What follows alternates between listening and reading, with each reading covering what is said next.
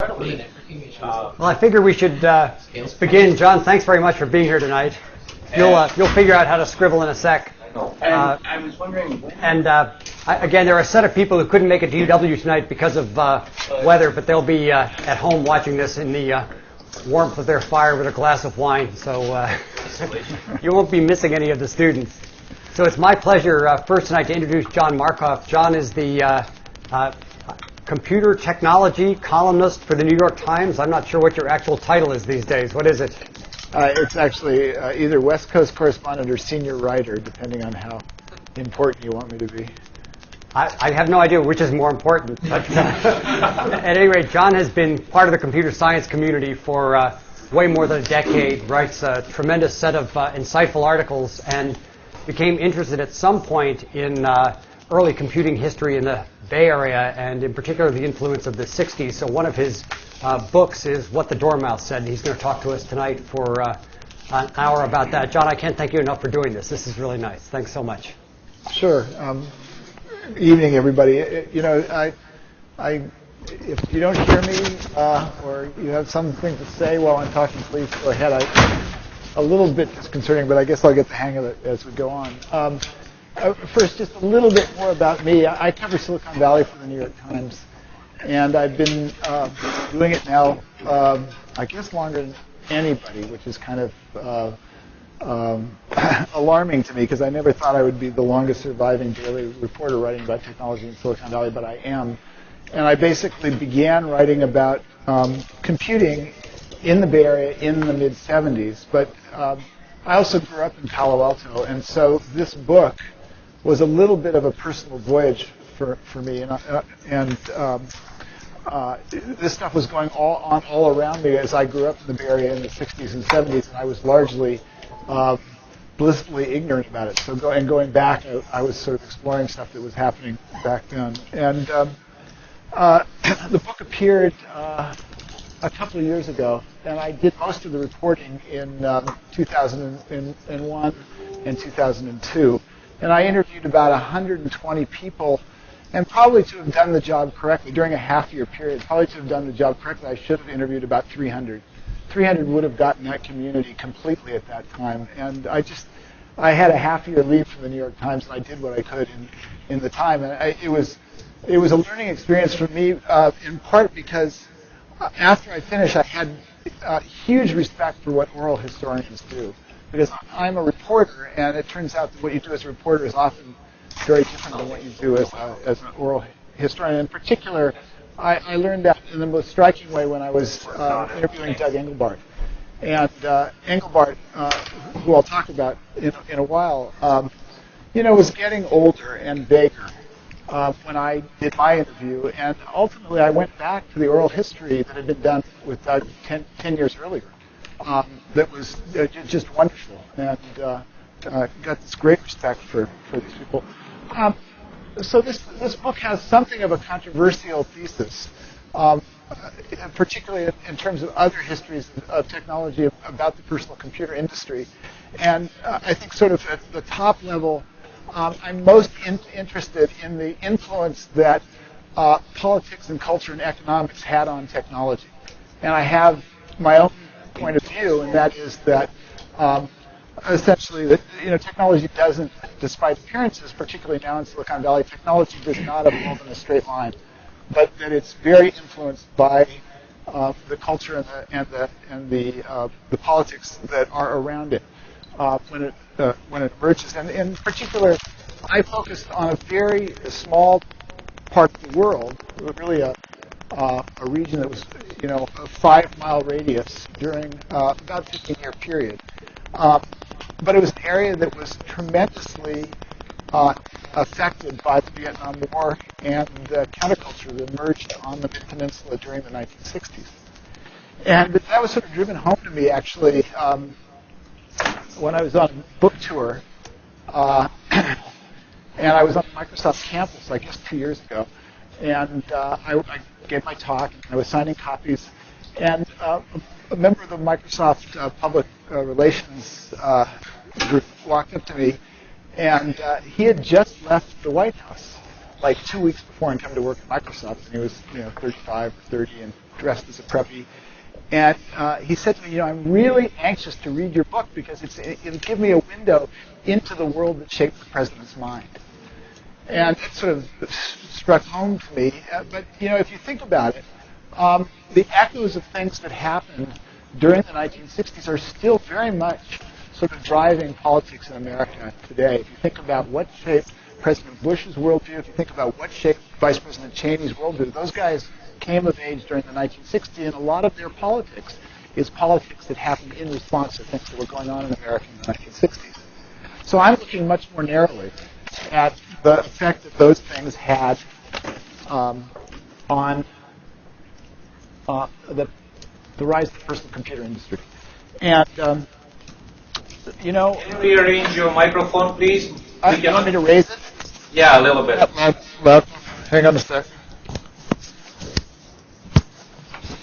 Tell me is this any better? Yeah, that's better. Okay. Not just the social forces, but oftentimes our technologies are shaped by serendipity. In particular, I think a lot about sort of what caused Silicon Valley to come into being in the way it came into being. And in my book, I think of the Valley as actually many cultures that have interacted with technologies over time. I mean, if you look at the history of the semiconductor industry and compare it to the history of the personal computer industry, they're interwoven because one is dependent on the other. But if you look at the cultures of the people who invented those technologies, they're very different.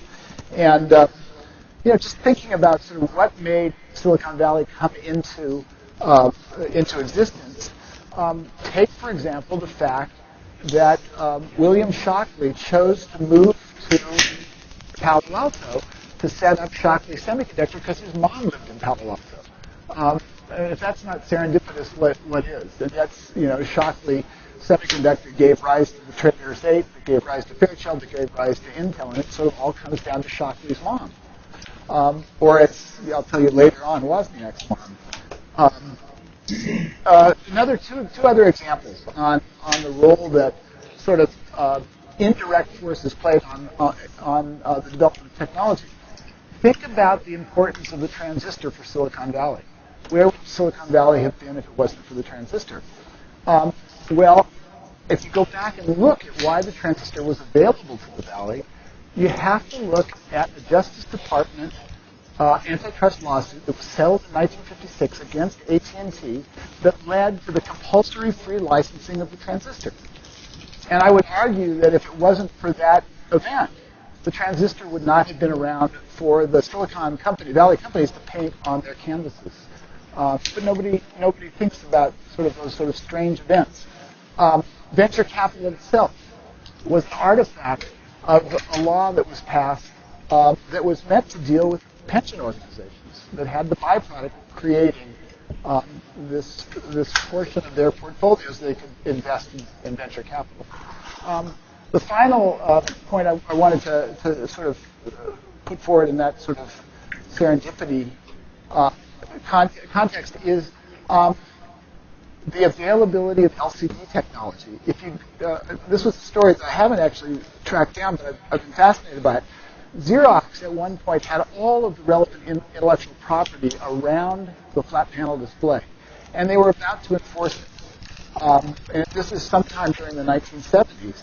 And as they were about to enforce it, the Justice Department brought a lawsuit against Xerox as a corporation over copier behavior.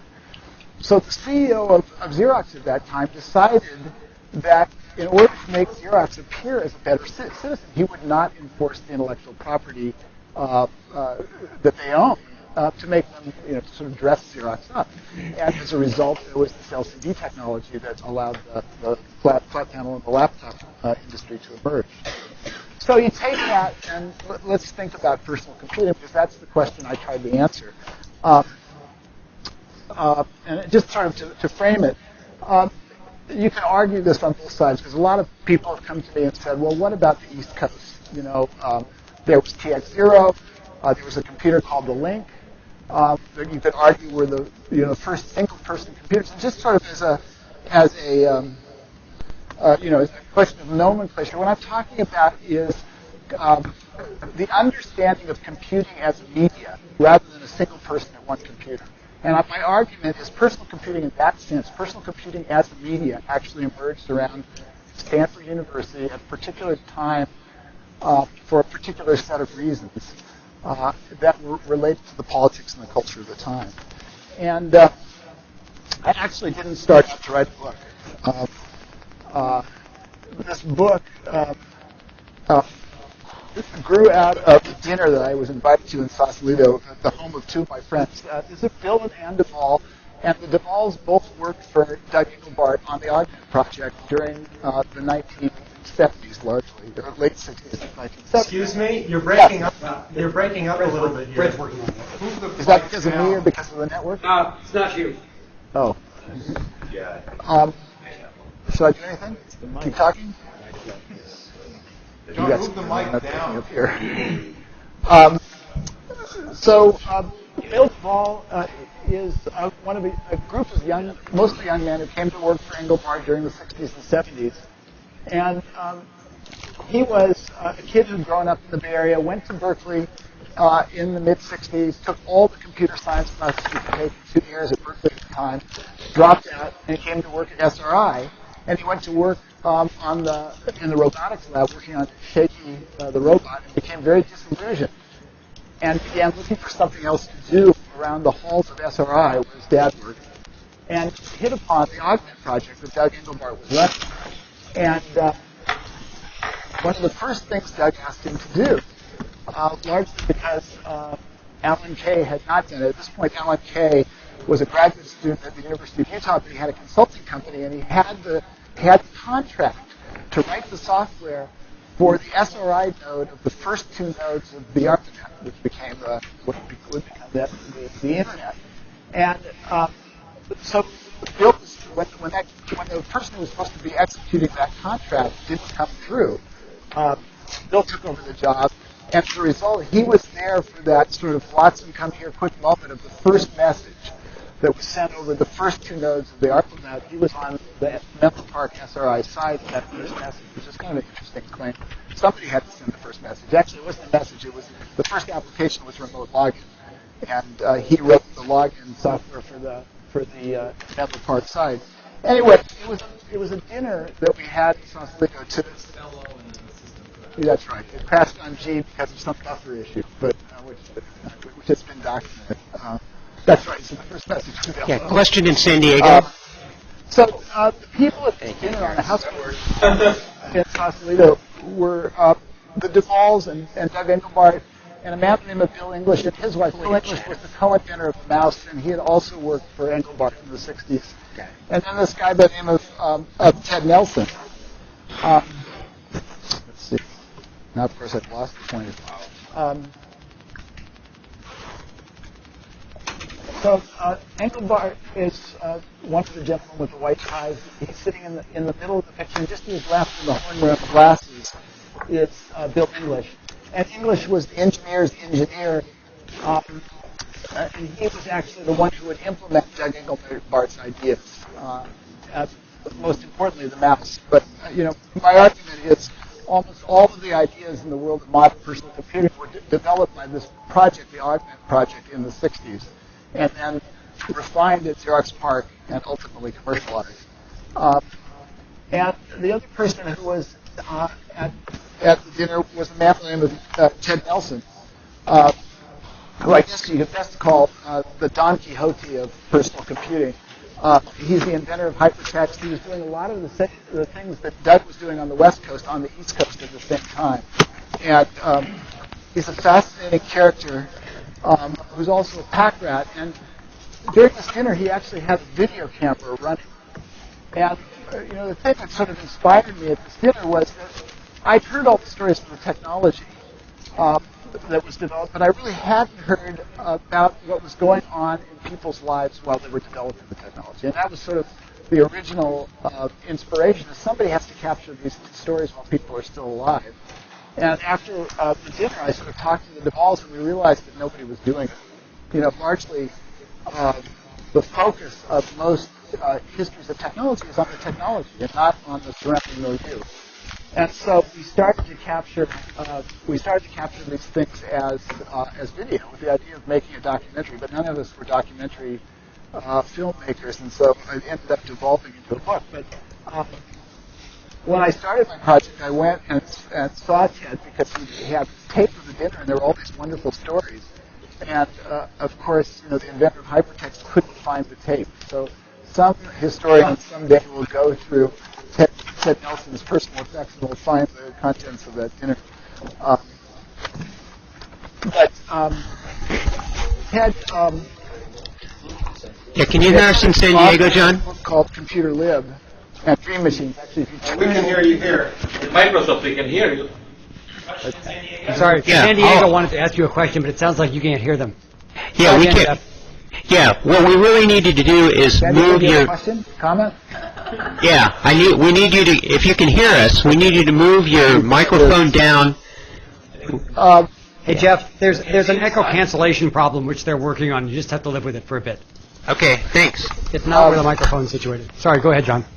So, Computer Lib was a book that was very influential in the early 1970s that basically captured a lot of these ideas, and it was inspired almost in its entirety, or the media was inspired, or the design of the book was inspired by Stuart Brand's Whole Earth Catalog, which I'll sort of wrap around to.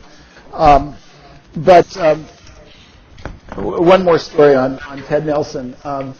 I saw Ted a number of years ago at Doug Engelbart's, I guess it was his 82nd or 83rd birthday, and He's not. He just turned 81. no. Or 82. I went to his birthday. Yeah, he went to his 83rd, I think. So, anyway, he's over 80. We've established that. It was one of his birthdays. And I walked in the door, and Ted was there, and I hadn't seen Ted Nelson for 3 or 4 years. And he didn't say hello or, how are you? Or he simply raised his hand like this and said, I have discovered conclusive proof that I invented the back button, which is something that only Ted Nelson could say. Later that night, apparently, Doug and Ted, who were sort of old friends and colleagues, got into a terrible fight over some issue of computer arcana. But so what I did in working on this book is I picked a bookstore that has been sort of a community center in the Bay Area in the 1960s. This is Kepler's Books, and Kepler's has moved a couple of times, but this is where Kepler's was originally. It's dated 62. And it was kind of, an early coffee house and bookstore, and it attracted sort of an itinerant crowd. It started as a paperback bookstore. But if you sort of draw a circle around Kepler's at that point, in the 60s and the first half of the 70s, you'll find that there were a number of institutions. First of all, there were the 2 laboratories on both sides of the Stanford campus. There was Engelbart's Augment Lab, which was basically right across the street at SRI. And on the other side of the Stanford campus was John McCarthy's Stanford AI Lab, which had been started in '64. And then during the 1970s, in 1970, on the other side, it sort of like forms a triangle, Palo Alto Research Center located, all within about 5 miles of a whole other set of institutions that defined the counterculture that was alive and sort of thriving on the Bay Area at the time. There was Bob Albrecht's People's Computer Company, which moved a couple places, but was within a couple blocks of here. There was a really interesting sort of research center called the International Center for Advanced Study, International Foundation for Advanced Study, which I'll get to in a second. There was the Portola Institute, which served as the funding agency for the Whole Earth Truck Store, and was tied to this international foundation. There was the Free University, which at its peak had as many as 50,000 students, and which attracted people like John McCarthy, the well-known computer scientist who was the founder of the Stanford AI Lab.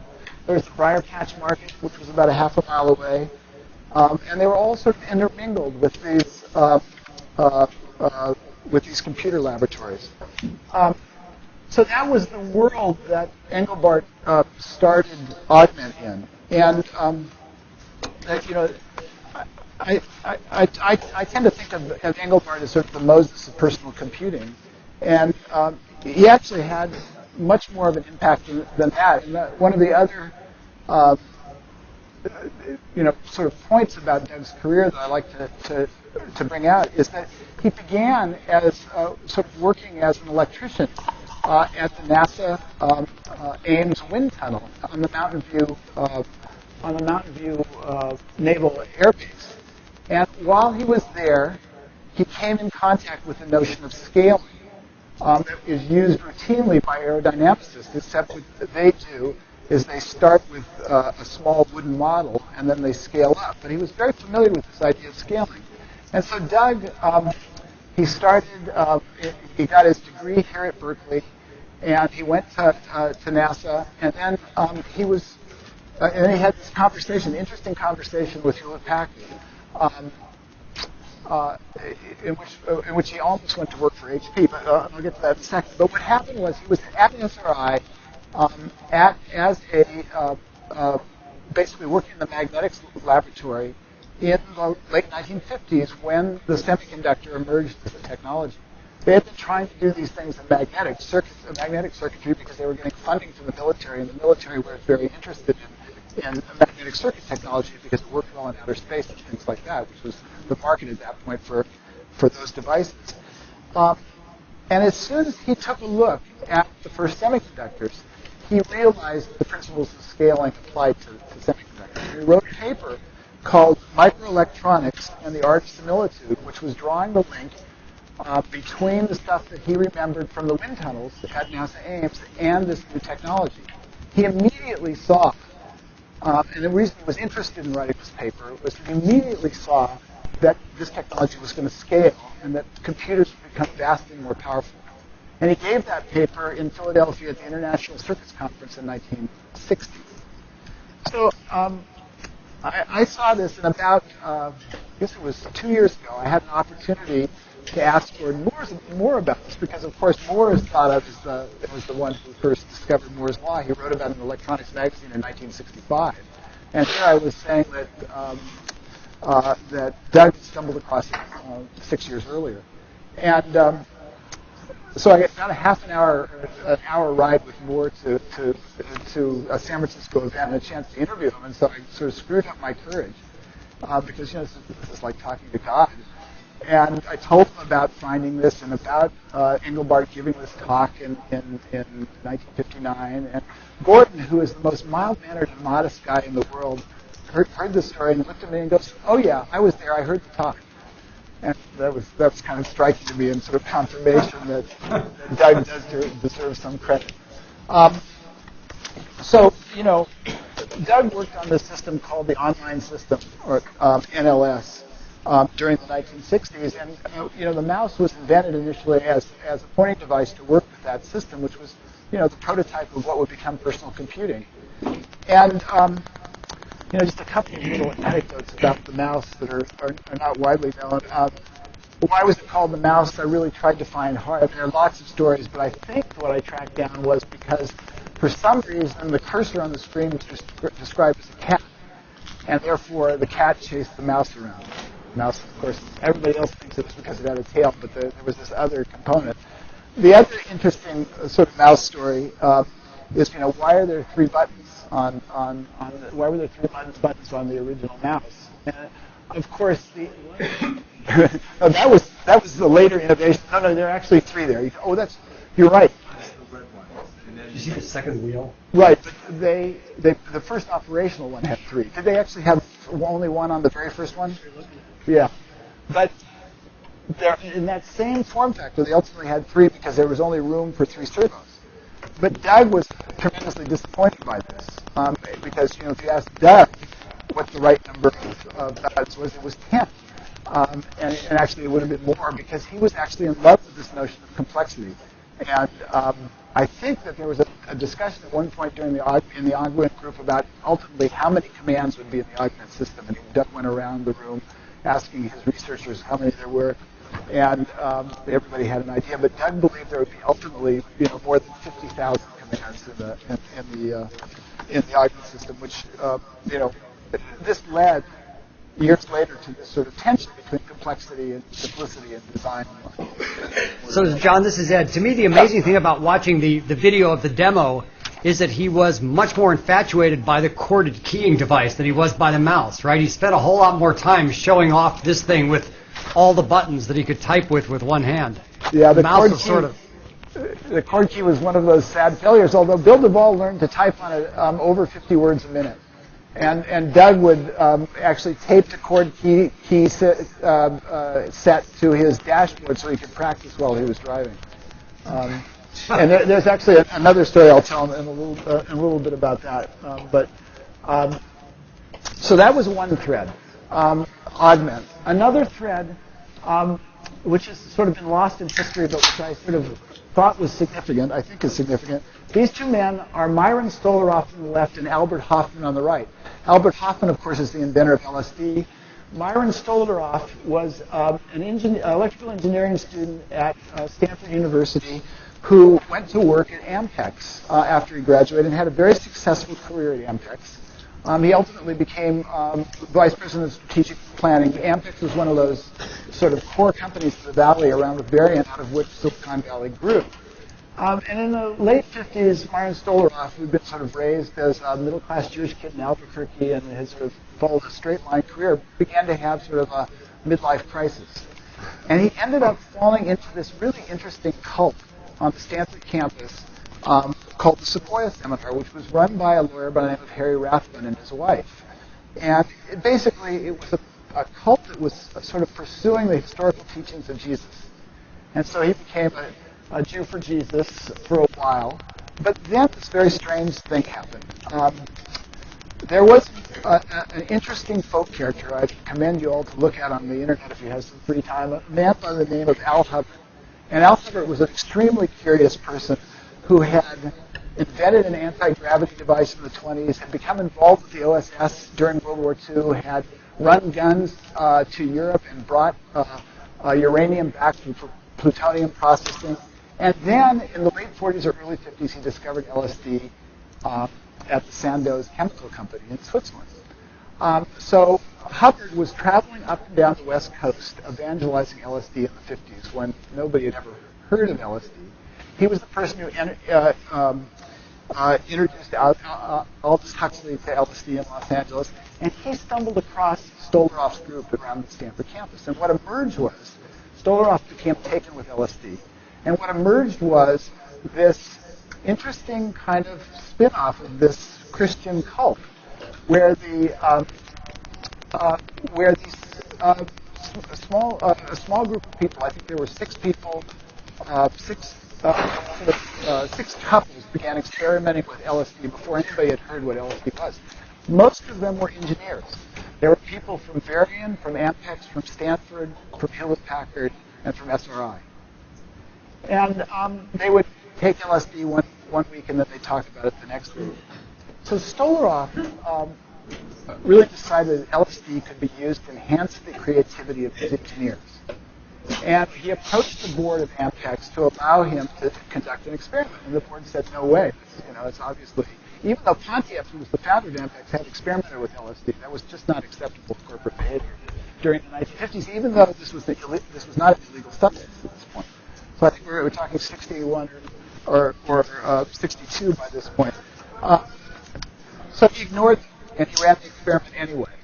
And he took 8 engineers into the Sierras with Hubbard and dosed them all for the weekend to engage in this experiment of creativity with predictable results. And the predictable result was one of the engineers would later go on to become one of the founding partners of U.S. Venture Partners and a founding investor in Sun Microsystems had a bad trip. So obviously it didn't have any permanent damaging effects, but it scared shit out of the board of Ampex Corporation. And they drove Stolaroff out of the company. He had to leave. And with some other Stanford engineers, he went on to set up the International Foundation for Advanced Study, which was located a couple of blocks away from Kepler's bookstore in Menlo Park during the mid-1960s, during the last 2 or 3 years when the LSD was still legal. So what happened? Well, they ran creativity experiments over this 2 or 3 year period in which they took about 300 to 500 people through this very intense course in the use of LSD, most of them engineers. And so the people like Engelbart and others in his group went through this experience. And one of the people who went through, and so my argument, it was this vector of this very strong, yes. We're having some technical problems. Ed? Okay, so I'll try to shout, although I don't have as good a voice as you do, but I'll do the best I can. So I was talking about Myron Stolaroff and this group, the International Foundation for Advanced Study. And the reason I told that story is that one of the people who went through that experiment was a young Army veteran who'd gone to Stanford during the 50s and gone into the Army and then come back and was living on the Mid-Peninsula. His name was Stuart Brand. And Brand was one of their first subjects. And it had this sort of amazing effect on him. It dragged him more into this community, the emerging sort of counterculture psychedelic community. Brand's an important figure, actually. There's a new book that just came out last month called From Counterculture to Cyberculture, which argues some of the same things that I argue in Dormouse, but has a little bit of a different take on Brand. Fred Turner, who's a Stanford professor, argues that Brand is a sort of an important protagonist in the development of basically the modern internet. And I see Brand more as like the messenger. I mean, Brand was the person who first coined the term personal computing. He was hanging around the Stanford campus in the early 1960s, and he went, for some reason, through the computing center, which was downstairs at that time, in one of the halls, and he saw these young men playing this game called Space War. And this was like probably 62, 63, and he didn't know what to make of it because he'd never seen anything like it in his life. But what stuck in his mind was that these young men were having what he remembered as an out-of-body experience. And what Brand had stumbled across is what we think of as cyberspace today, essentially. And it came back. He went on to start the Whole Earth Truck Store as this sort of grand experiment, which became the Whole Earth catalog. And one of the reviews of my book, actually, I'm sort of telling the story for Bud. One of the reviews of my book by sort of a well-known economist that actually appeared in the New York Times belittled the Whole Earth catalog as a book that had really no significance, and I was kind of put out at that. And then shortly thereafter, Steve Jobs gave the commencement speech at Stanford, where he talked about what a significant influence the Whole Earth catalog had on his development. I felt vindicated actually by that. But Brand then came back to this, and he had gone on to do these multimedia shows in the 1960s. He did America Needs Indians, and then he put together basically the multimedia component of the acid tests. When this drug that had been part of the subculture was basically all of a sudden shot out into the much broader community during the late 1960s. And when Doug Engelbart and his group came to show the augmented technology to the broader world at the end of 1968, they brought in Brand as a consultant because they knew they were doing basically a presentation. They were presenting this to 1,000 of the best computer scientists in the world. And so while Doug Engelbart gave this demonstration of his technology in San Francisco, Stuart Brand was back in Menlo Park. They had microwave links between the two facilities, running the camera as they went back and forth. It basically showed almost everything that we use in the modern sort of internet personal computing world today was first demonstrated in that demonstration. But so as a result, Brand saw that technology, and he had an opportunity a couple of years later to write an article for the Rolling Stone, which was very significant. It was called Space War, Life and Symbolic Death Among the Computer Bombs, which became a book in which he coined the term personal computer, and it really was sort of the first sort of window into what was going on at Xerox PARC and had gone on in sale and the related places. So move through this a little more quickly. Just one little aside, sort of a historical point. So let's see. So this is Stuart Brand during his Whole Earth catalog phase.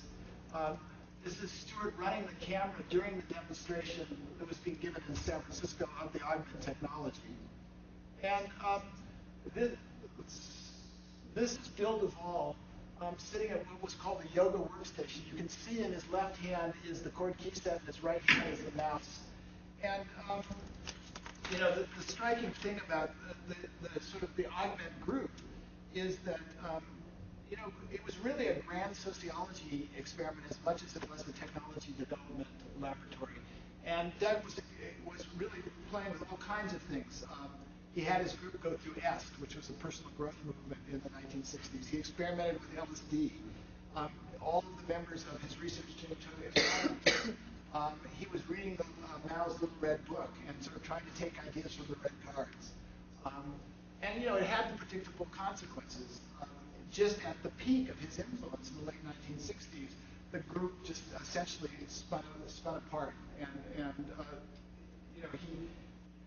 he had a chance to have tremendous influence, but it was very hard to hold that group together during the 1960s. I wanted to say one more thing about brand. So there's a wonderful history of Xerox PARC called Dealers of Lightning that I really recommend to you as the sort of best account of PARC. But there's a very funny story about the phrase Dealers of Lightning. The phrase comes from Brand's article in Rolling Stone, and it's attributed to Alan Kay, who said we were dealers of lightning. Well, that's actually not where the term came from. The term actually came from Chuck Thacker, who's now a Microsoft employee. He was one of the people who developed the first Alto at Xerox. And he came from Berkeley to Xerox. And one of the first things that they did at Xerox PARC is they showed Doug up on stage in the demo using the key set and the mouse. And Thacker turned to someone at Xerox and said, he sat up on stage and dealt lightning with both hands. And so it's Doug who deserves the credit for that title. And it's just been lost in history. So the NLS technology actually fed into PARC. NLS was licensed by PARC, and PARC's Office of the Future was supposed to be built on Doug Engelbart's NLS. And for a variety of sort of political and historical reasons, it never happened. But at the same time, on the other side of campus, John McCarthy in 1964 had set up the Stanford AI Lab. And many of the same ideas that would come to make up the modern personal computer industry were percolating in that lab as well during that period, even though there was very little contact between these two labs. Engelbart, who was an outsider in the computing world, believed in augmentation, that you would augment the powers of the human mind with computer technology. McCarthy's group, who were at the center of computer science, thought they would replace human technologies with machines. So they had basically different philosophical orientations. And yet both threads in 1970 trickled into Xerox PARC. And PARC sort of carried things forward. So there were also a bunch of interesting people who ended up working in the lab, and as much, I think the Stanford AI Lab has not gotten the credit it deserves for the impact it had in the world.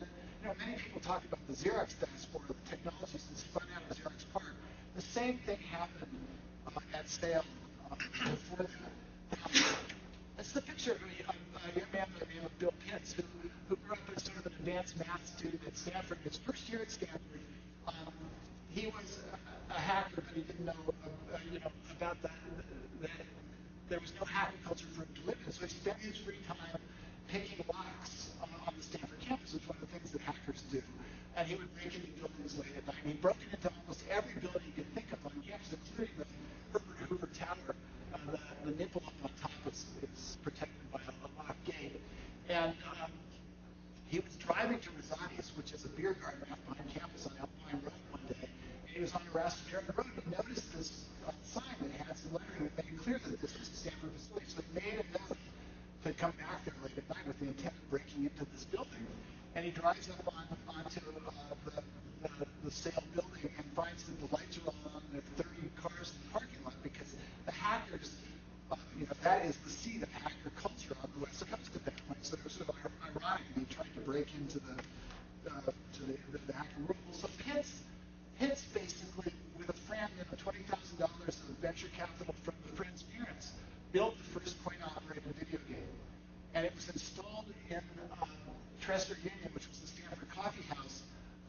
2 months before Nolan Bushnell commercialized Computer Space, which was the predecessor to Pong. And actually, this game, Space War, they didn't call it Space War, they called it was a Galaxy game, that's what they called it, Galaxy game, was just a tremendous hit at the Stanford campus. And for many of us, including myself, this was our first introduction to interactive computing. We've never seen anything like this.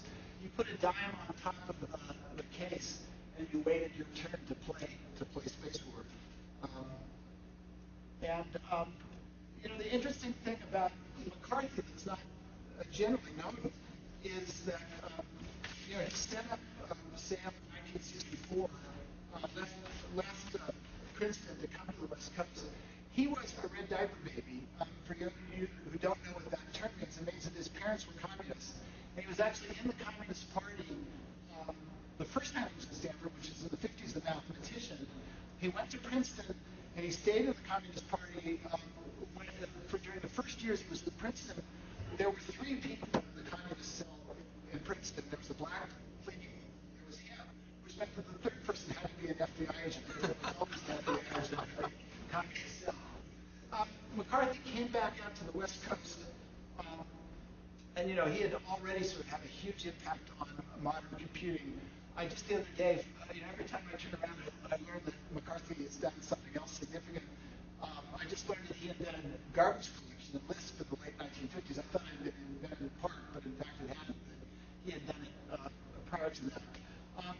The founding document of the Stanford AI Lab in 1964 predicts that the development of an artificial intelligence will take about a decade. They thought they'd be able to have a thinking machine in the bin for a short distance. And also, as you might imagine, the man who invented time sharing would probably not look fondly on personal computing. And in fact, McCarthy, after the second meeting or third meeting of the Homebrew Computer Club, invited them to meet in the Stanford AI Lab, which is very kind of him. They were already sort of bursting at the seams. But he took out an ad, which you can find in the 4th issue of the Homebrew Computer Club newsletter, which proposes the idea of a home terminal group.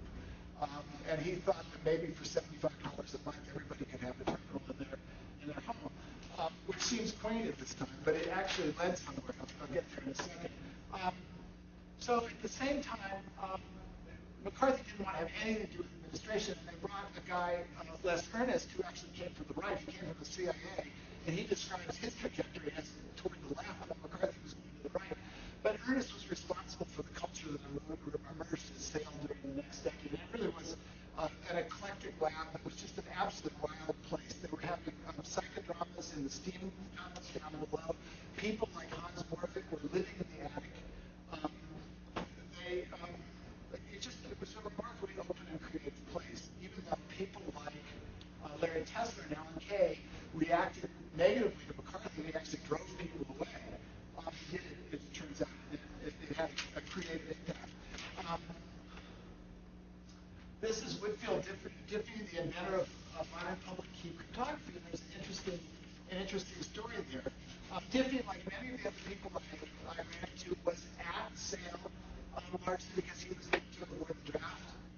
You'd be surprised at how many young computer researchers during that period made the decision to come to Sale or to Augment because it was a safe haven from going to Vietnam. Anyway, he had come there to work on the issue of program verification with McCarthy, but grew bored with that. McCarthy had gone to France in 1970 to give a talk about home computing, not home personal computing, but basically the idea of having a terminal in every home. And because of that, he had a chance conversation with Whit, who was sort of Lucian's, and was a good friend of McCarthy's. And he began thinking about the problem of what would replace the signature in a digital world. And it was that led a very straight line to the invention of public key cryptography, which I would submit makes the modern internet possible, commercial internet possible. And also, one of the other people who passed through was Larry Tesler. That's sorry? So that's Larry. That's Larry, big head of red hair, which is no white. He had been very involved with the Free University. He was a Stanford math student who had grown up with access from working, because he worked with Joshua Lambert with his own link. So he had very early experience with having all the resources of a computer at his own beck and call. And he also did very early work on word processing, Xerox, and text formatting. And that was largely driven. He was working late one night at the Free University with Jim Warren, who was the founder of the West Coast Computer Fair. And they were both just sort of muttering to themselves, because at that point, the way you put together newsletters is you pasted things up and cut things with scissors. And Warren said, well, there's got to be a better way to do this. We got to be able to use computers. And that sent Tesla off in the direction of thinking about how to design things. He went at one point and dropped out and left to go live on a commune. Couldn't find work doing programming while living in a commune in Southern Oregon, and ultimately came back where Alan Kay ran across him and brought him to Xerox in the early 1970s to help work on what would become the Alto and explore the ideas that Kay had while he was at Sale, the idea of the Dynamo, this portable personal idea amplifier. And so there were these twin forces that came into Park and became formalized as what we think of as modern personal computing, and then commercialized by Apple. I was looking for examples. So why did I tell you about all this LSD? Because I really don't think that you could sort of directly make this causal relationship between creativity and LSD in the same neat, tiny way. My argument is a little bit more indirect. I think that one of the things that LSD did in the culture at that time was just create chaos. And I think the edges of chaos, I think is what they say at the Seneca Institute, are places where creativity comes from. And that was one of the reasons why it was such a great time. So, but I did try to track this down, because there's this wonderful story by Carey Mullis, who's the chemist who invented PCR, polymerase chain reaction technology, which is basically a fundamental technique that underlies modern biotechnology. So how did he come up with this idea? Well, if you read Mullis's autobiography called Dancing in the Minefield, he was driving to his cabin in Mendocino in what he describes as an acid fear state when he came up with the idea. It was very direct to his way of writing it. Being on LSD gave him this creative insight. So I began to wonder. And so, if you think about what made the modern graphical user interface possible, you come to this notion of this idea called bit block transfer, which was conceived of by Dan Ingalls while he was at Xerox. So I went to Dan. He was one of the young kids who was a former Stanford graduate student who came to work for Apple. And I said, well, is there any connection?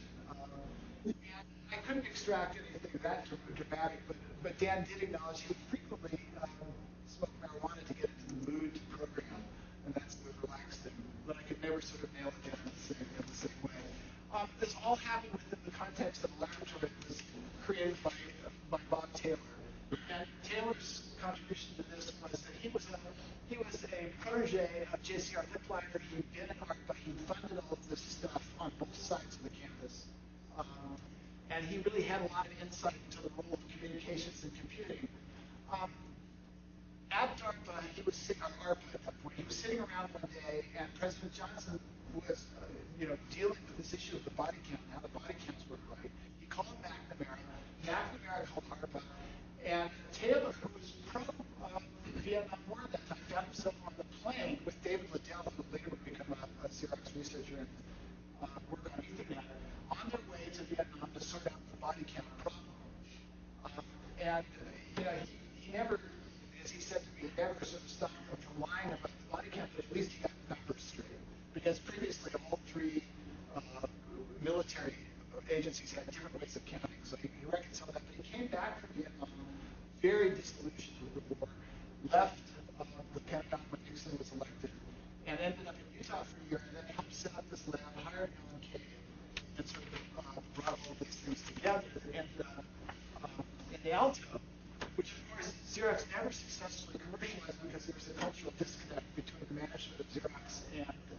researchers who saw the potential of this technology.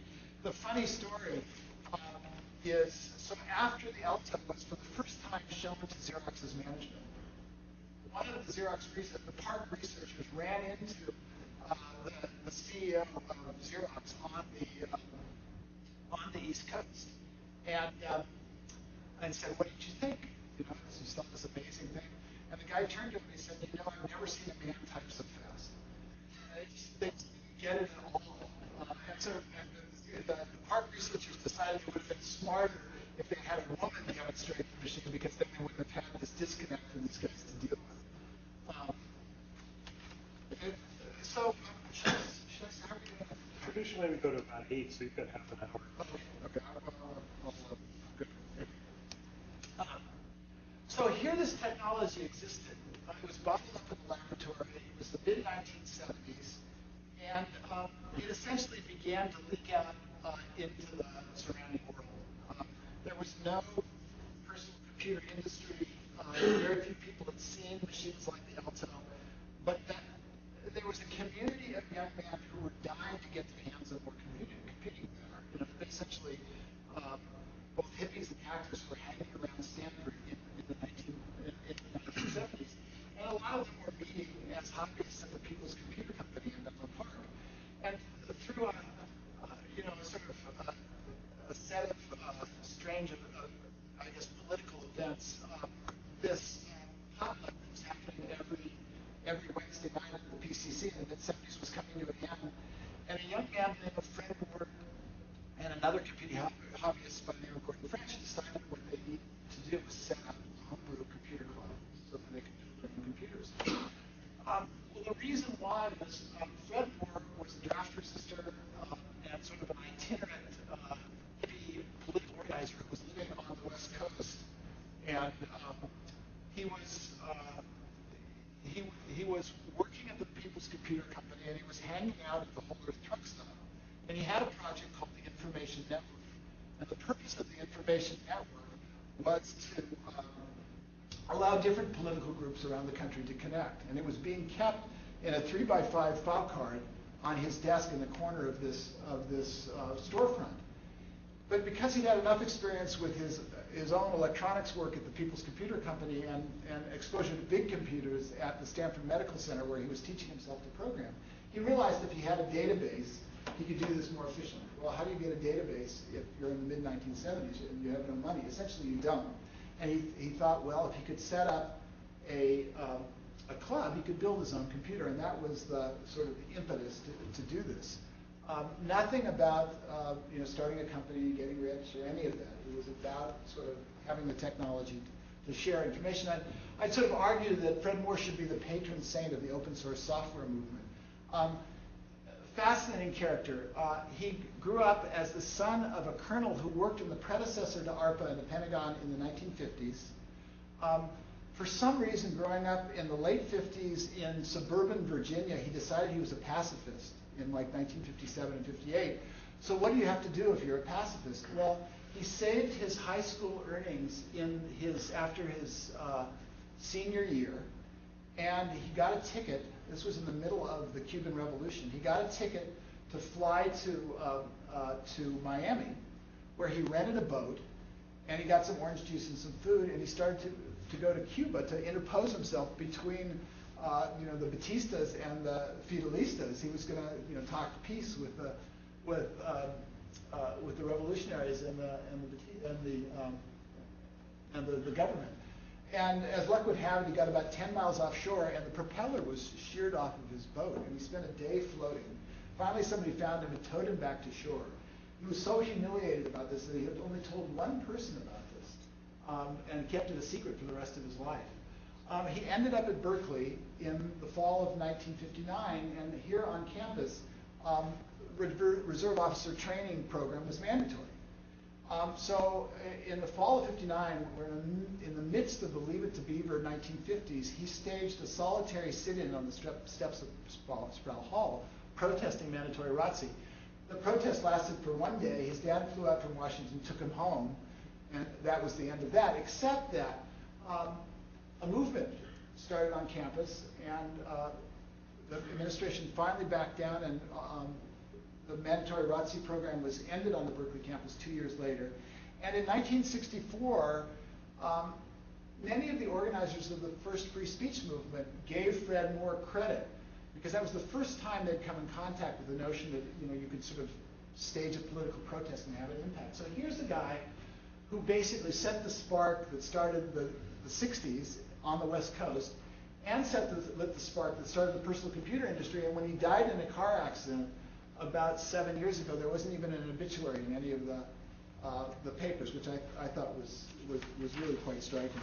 But what he did was he created in the Homebrew Club a community for more than 24 companies that sprang out of this meeting of hackers. This is Lee Felsenstein, who had been a free speech movement activist in the 60s at Berkeley, who would start Sol and the Osborne, the designer of the Osborne 1. He became the first sort of master of ceremonies for the Homebrew Computer Club. And where I decided to sort of end my book, which sort of went through this period sort of 60 to 75, was at this point, just before, this is John Draper, who was another regular at the Homebrew Computer Club early around Apple Computer, and he played an important role in the formation of Apple Computer. And this is the Mrs. Wozniak story, because Wozniak and Jobs were high school friends, and when they met again in Berkeley, one of the things that they did was Wozniak's mom had read a copy of Esquire magazine, which had an article by Ron Rosenbaum called The Mysteries of the Blue Box, which was an article about phone freaks. And it's a wonderful article, which I think you can still find it on the internet. It's just a great read. And she Xeroxed a copy and sent it to her son, Steve Wozniak, at Berkeley, where he was a sophomore, I think, at the time. And the two Steves set upon this mission to find Captain Crunch, who was described in this article. And they ultimately, he actually showed up in Wozniak's dorm room and walked in and said, "It is I," because he was, a bit of a hero because of this article. And he taught them, of course, how to make blue boxes, and they, capitalized for the first time the first part of Apple Computer. Anyway, where I ended, so about 3 months after the Homebrew Club was founded in June of 1975, the first popular personal computer was called the Altair. It was a hobbyist computer, and it was made by this little company in New Mexico, in Albuquerque. And they were marketing it by driving it around the country in a van. And of course, there was no software at that point. The only piece of software they had was this program called Altair Basic. It had been written by these two kids from Harvard. One of them had dropped out, Bill Gates. It was called Altair Basic. It wasn't even called Microsoft, although the company was Microsoft with a hyphen between the micro and the soft. The van stopped in Palo Alto at Ricky's Hyatt House, which at that point was a sort of well-known hotel. Now it's been leveled. Unfortunately, it was a landmark that's gone. But the van spent the week there, showing off Altair computers to over 300 people who showed up, because computer was definitely in the air and people were fascinated by these things. Sometime during the weekend, somebody took a copy on paper tape of that Altair Basic, and I thought at one point that I could track down that somebody would come forward and acknowledge who had taken it. And this is Steve Dompier, who was an itinerant Berkeley carpenter, who was an early personal computer hobbyist, who was one of the suspects, and he claims that he didn't do it. And I went and visited him in Montana, and he even has his own copy of Altair Basic signed personally by Bill Gates as proof that he wouldn't have taken it because he already had his own copy. Whatever happened, actually, it got into the hands of a guy named Dan Sokol, who's a friend of Wozniak's, and was actually the person who brought Wozniak to the first Homebrew. And Sokol was an engineering manager at a semiconductor design firm, and he had access to a high-speed paper tape copying machine. And he made sample copies, and they gave Altair Basic out to the members of the Homebrew Club. The deal was, because of the culture at the time, if you got a copy, you had to make a copy and give it to a friend, because software is something you share to imbue the machine and make it with life and make it work. And so it was either the borrowing or the theft of Altair Basic that was at this point it's really striking to me right at the beginning of the personal computer industry, this tension between proprietary software and shared software was alive, and it's come to everything digital. I always thought, Gates went on to write this famous letter, an open letter to hobbyists, accusing them of being pirates and stealing his intellectual property. How could he make a living if they were going to steal his stuff? It took 6 months for the letter to get out from this incident. The rate of information flow was much slower. And I always thought it was funny about Gates' assertion because he was using BASIC, which was an open source. Kevin and Kurtz had written it. It wasn't like he had invented BASIC, and he was also using free time on the Harvard computers. So the proprietary nature of the product was always kind of interesting. But it really did set that collision point between these two cultures. And so that's the little bit of history that I think ended up in sort of, obviously there was a point where John Doerr was a venture capitalist. Before he said it about the internet, he had said previously that personal computing became the largest legally accumulated source of wealth in the world, and it all started out of these threads that came together around Stanford during the 1960s. So if we have any more time and there's questions, I'd be glad to. There is. Ed, how about UW? Questions up there?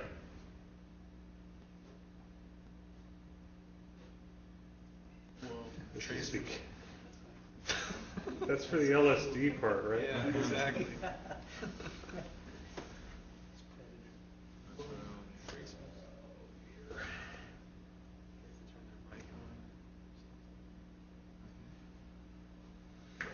Anyone else? So we will. Okay, we're not getting sound. This is the New York Times. No demo ever works. What's that? It's got to be the way. It'll work fine. The cousin wants Seattle. No, I know. The funny thing is, I know most of these people in your slides. Larry looks Could you nothing repeat like the that. question? Sorry. Yeah, he just fixed it. Repeat the question from UW.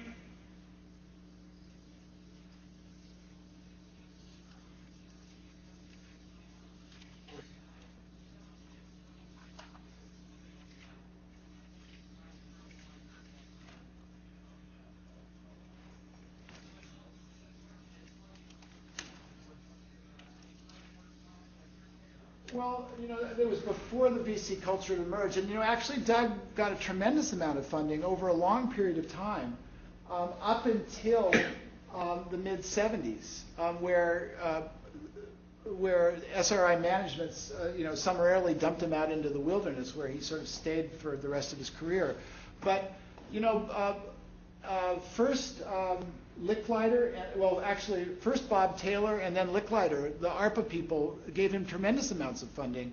And, the interesting question is the failure of the licensing deal at Xerox PARC, because that would have been a route to commercialization of his technology. And when English left working for Doug at PARC, he went and began managing the Office of the Future program in that laboratory at Xerox PARC. And, the reason that didn't work was, I think, in part the rise of Alan Kay's technology, that PARC shifted focus because the Dynabook was such a compelling idea, and part that Doug could never let loose control of his technology. A lot of his disciples, Bill English, had gone to work at Xerox, and they tried to get Doug to let it loose. And what happened was the Xerox stuff didn't go anywhere, and he wasn't able to commercialize it at SRI. And he had these very big contracts as the NIC for the first ARPANET. He was the Network Information Center. And Licklider wanted him to do things. Licklider came back to DARPA, and he had these demands on him. And Doug was more interested in doing sort of more futuristic research and not interested in doing the sort of basic blocking and tackling that you needed to run this network system. And he lost Licklider's faith. And Licklider cut him off at one point. And he went to Taylor, who had been his original funder at Park, and asked him to support him, and Taylor was off in another direction that way. So he basically, it wasn't that he didn't get any funding, it was that he lost funding at a critical juncture, because then people had taken his ideas and were running with them. Other from UW? Microsoft.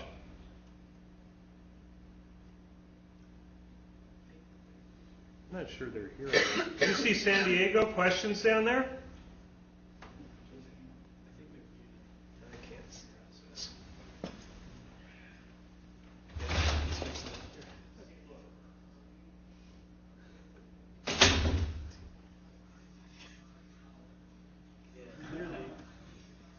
We can hear everybody now. Why are we? Go ahead. Go ahead.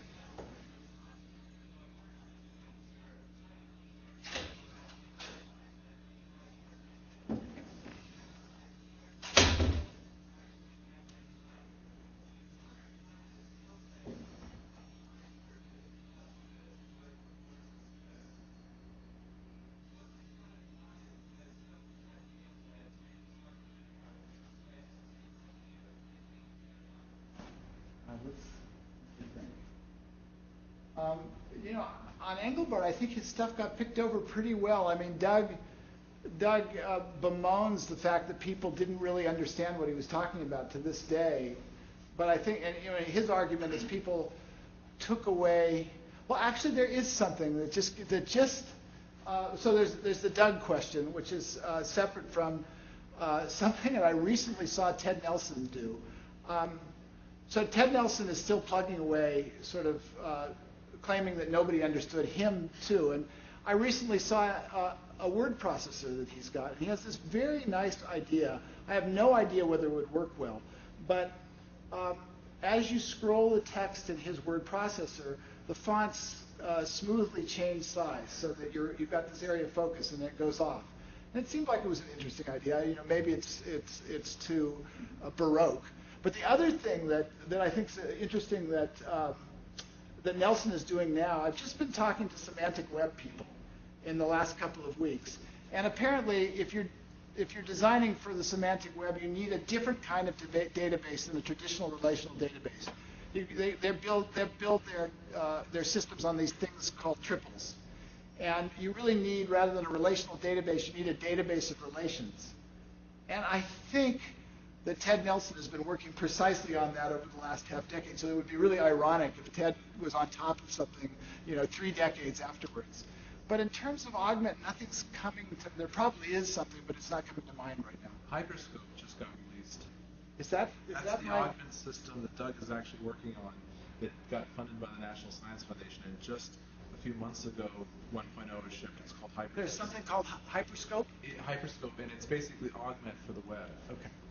Doug's ideas are still floating around there, and I don't know if they're, Ted Nelson always felt that they only took half of his idea in taking linking, and they never took the backlinks, so that was this huge oversight of the design of the web, and I've never been able to figure out that debate. Well, the beautiful thing about Ted's stuff is that if you read it, there's like 10 times more stuff hinted at.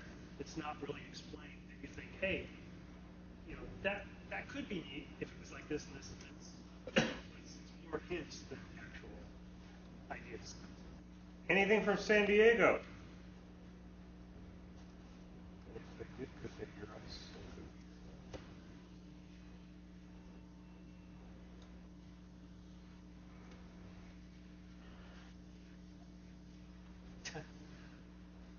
All right, you had a question. Yeah. So in your book, you talk a lot about the hacker mentality and property is theft, and that was kind of like the culture back then. And then like in the last 10 pages, you bring up Bill Gates and that letter, and it kind of seems like all of a sudden everything had switched. Or was it him, or was it like a cultural change that brought about like proprietary software, that sort of thing? Well, I think largely there was no. There were little bits of software. It was not true that there was no software industry. There were people who were selling software. But there was this culture around these laboratories that believed that software should be shared. I mean, I don't think I talked about the values of the hacker culture. I didn't say it was the only value set that was around. I mean, it goes back to MIT, where the people who worked around the AI lab at MIT basically put software in a drawer and shared it. And Richard Stallman evolved these hacker values about the sharing of information. But I think that the personal computer industry was the first sort of stratum on which a software industry could emerge, and Gates was one of the first people to understand that was So you might think that he was one of the first people who realized like the commercial value of it. Without question. Yeah. Anyone else here? Anybody else at any of the campuses? Now that the Apple guy's outside, what do you think about what do you think about Steve Jobs and like kind of his? It seems like his he kind of had a cultural transition from his early days as he even still talks about it, and his LSD days and that sort of thing, and then now he's such a commercial figure. Well, I think that Steve is a various question about whether Steve went to it. Now, I actually think that one of the things I've found about the Valley is that it's that tension between the people who are passionate for the technology and people who see a market that makes these things work. It's only when you have the two components together that you find that over and over again. Wozniak and Jobs are the archetypical model. When Wozniak wanted to build a computer to share his friends, Jobs understood there was a market for this, and that you wouldn't have happened without either of those components. And I see that over and over again. But they're for me. I sort of got this for the first time when I was as a reporter in 1981, after the IBM PC had first come out, and there was this thing called the Silicon Valley Computer Club that met in Dyson Auditorium in Sunnyvale. And I went to one of these meetings. There were 300 people. At that point, people still all wore white shirts and had pocket protectors. 300 guys. And Evelyn Richards, who was a reporter for the San Jose Mercury, came and asked questions of the audience, because this was kind of an interesting phenomenon. And at one point, she said, "How many of you think are planning to start your own company?" And I swear to God, 3/4 of the hands in this this auditorium went up. And that was what set Silicon Valley apart from the rest of the world. Everybody had the belief that if they had a good idea, they could be Jobs or Wozniak. And I think that's still true to this day. That's a cultural phenomenon. I don't know what got it started, but it really has become embedded in the culture. Okay, let's thank our speaker.